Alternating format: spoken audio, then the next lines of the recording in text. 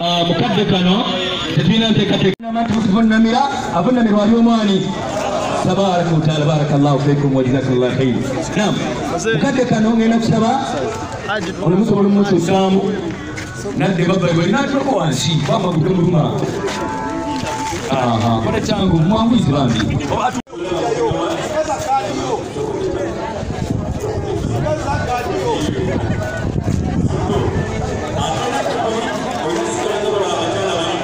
ورحمة الله وبركاته.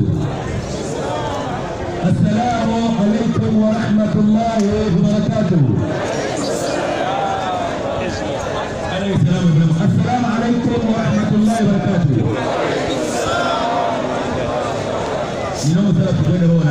مولانا إنك أنت التواب الرحيم. ربنا آمنا بما أنزلت واتبعنا الرسول فاكتبنا مع الشاهدين.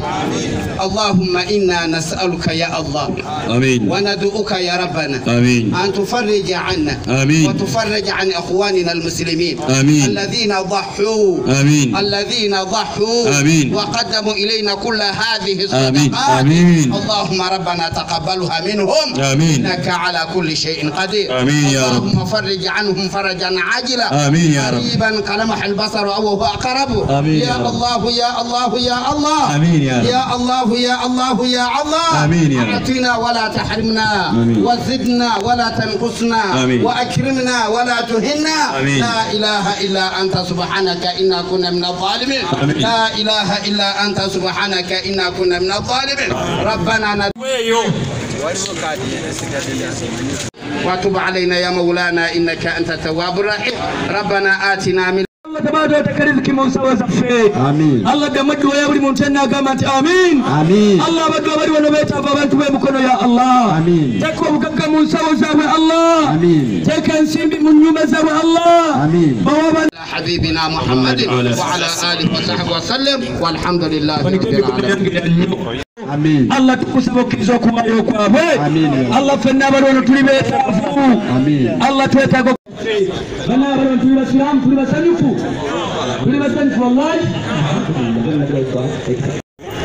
era nebaza nnyo ekitongole kino ekituwadde ebintu bino nenebaza nedisikazi waffe asobola otusakira otuweetera ebintu nga bino n'olwensonga eyo nsaba allah abatuwadde abasasule mu biseera mwereere ate era abongere ne ku ramadani ejja endala nakyo kibeerenga bwe kiri olwaleero. barakallahu fikum ali mwanje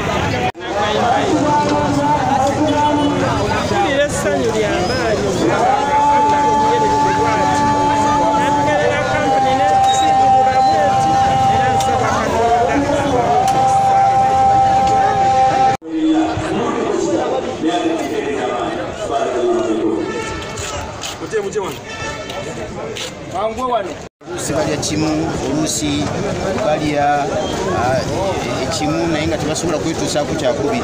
Paka tunoonye ku mizikiti era netukubira emizikiti gyaffe gyonna gye tulina wano mu bitundu ebyeno kuba ebitundu byeri okuva enakifuma n'okweyongerayo bo baali babagabira dda. Paka tubanoonye emizikiti buli muzikiti gwaleese abantu bana abasiibuluse oba bagenda okusiibuka n'enteekateeka ya direct aid. So ye kriteriya yokka gye twayiseemu kubanga abantu baffe tubakola ki tubasiibuka. Alhamdulillahi rabbil alamin arrahmani rrahim maliki yawmiddin. Amma ba'd, enteekateeka eno gye mulaba baganda baffe twebaza Oweekitiibwa Katonda agireese ekitundu kyaffe ekyamukono. Omulundi gwaffe ogusoose okubeera nga tubeebaza bakadde baffe aba direct aid omulimu omunene gwe bakoze okusiibulula abantu 400 ng'abantu abo 400 bava mu bitundu ebyenjawulo mu Mukono disitulikiti. Era tusuubira insha Allah balina enteekateeka ze batulaze endala nnyingi ng'eza zuhiya n'ebirala. Tusaba Katonda ow'ekisa omulimu guno gwe bakoze abasonyiwe abasaasire ne bakadde baabwe abasaasire abasonyiwe insha Allah taala. So omulimu guno gutambudde gubadde gukulirwa disitulikiti y'Emikono ey'obusiraamu gye bayita Mukono Muslim disitulikiti era nga yagenze n'ebeera ng'esaka mu bakadde baffe aba direct aid. Ekitongole kiri Najjanankumbi lanchi ey'okumpi eri Nakaso wano oyise namaliri awo. Assalamu alaikum warahmatullahi wabarakatuh.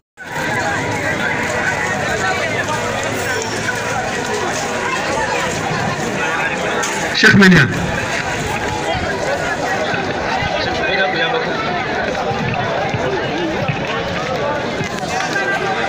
Nibajitika mukadde waffe Sheikh Ibrahim Tajisi nga babagambye n'abali mukwano gwe mukadde waffe akulira disitulikiti eno disitulikiti kati wa Mukono Sheikh Abbas Senkuba erinnya lya tata sirimanyi lino mwogera Sheikh Abbas Zubairi Senkuba tusaba Allah saasire Sheikh Zubairi Allahumma amin Allahumma amin kakati mukadde waffe aba Sudani ayagala bwe tunaaba tusabira ab'e Kuwaiti.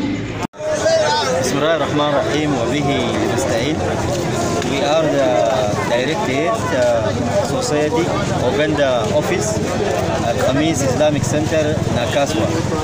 I'm Ibrahim Tajasir, director of Khamis Islamic Center Nakaswa. As today we distributed 400 packages for 400 families in Mukono Mosque. This is a program of Ramadan, and this program started in the beginning of Ramadan. This is now the second program. Before we distributed in our center, now the second program in Mukono. The third program going to be tomorrow, inshallah, in Kayunga. And our bucket contains from 15 kgs rice, 15 kgs maize flour, 5 kgs sugar, and 3 liters cooking oil. Thank you for all, for Qadi, for all our brothers for organizing. Barakallahu fikum. Assalamu alaikum.